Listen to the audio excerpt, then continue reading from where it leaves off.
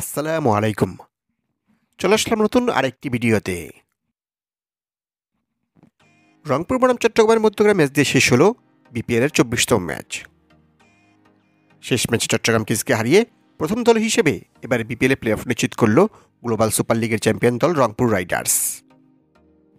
এ নিয়ে এবার টুর্নামেন্টে টানা ৮টি ম্যাচে জয়ের মুখ দেখল রংপুর রাইডার্স। এদিকে এই ম্যাচ হেরে বিপিএলের পয়েন্ট টেবিলে ফরচুন বরিশালের নিচে নেমে গেল সাগরপাড়ের দল চট্টগ্রাম কিংস। অন্যদিকে শুক্রবারের প্রথম ম্যাচে সিলেট স্ট্রাইকার্সকে হারিয়ে বিপিএলের পয়েন্ট টেবিলে মোটামুটি ভালো অবস্থানে পৌঁছে গেছে দুর্বার রাজশাহী।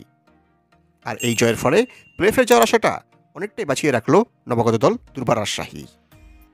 তো চলুন এক নজরে দেখে নেই বিপিএলের ২৪তম ম্যাচ শেষে পয়েন্ট টেবিলের সর্বশেষ আপডেট। বিপিএলের পয়েন্ট টেবিলে একের পর এক চমক দেখাচ্ছে রংপুর রাইডার্স। এখন পর্যন্ত ৮ ম্যাচ খেলে তারা হারেনি কোনো ম্যাচেই, তারা জয় পেয়েছে ৮ ম্যাচেই।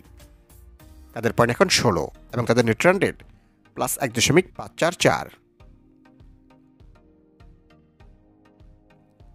বিপিএলের পয়েন্ট টেবিলে আবারও ২ নম্বরে উঠে এসেছে ফরচুন বরিশাল।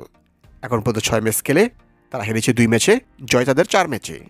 তাদের পয়েন্ট এখন ৮ এবং তাদের নেট রান রেট +১.০৬৭। রংপুরের কাছে হেরে পয়েন্ট টেবিলে ৩ নম্বরে নেমে গেছে চট্টগ্রাম কিংস। এখন পর্যন্ত ৬ ম্যাচ খেলে তারাও হেরেছে ২ ম্যাচে, জয় ৪ ম্যাচে।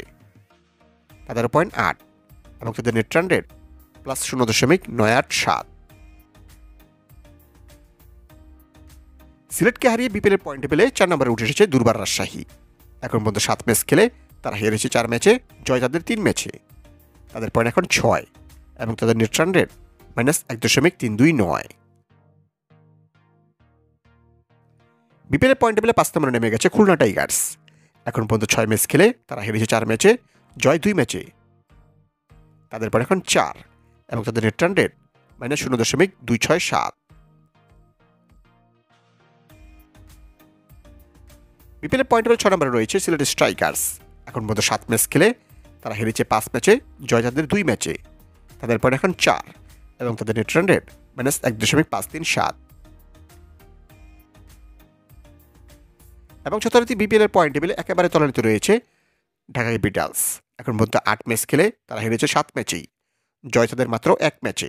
তাদের পয়েন্ট এখন ২ এবং তাদের নেট রান রেট -০.৩৪৪।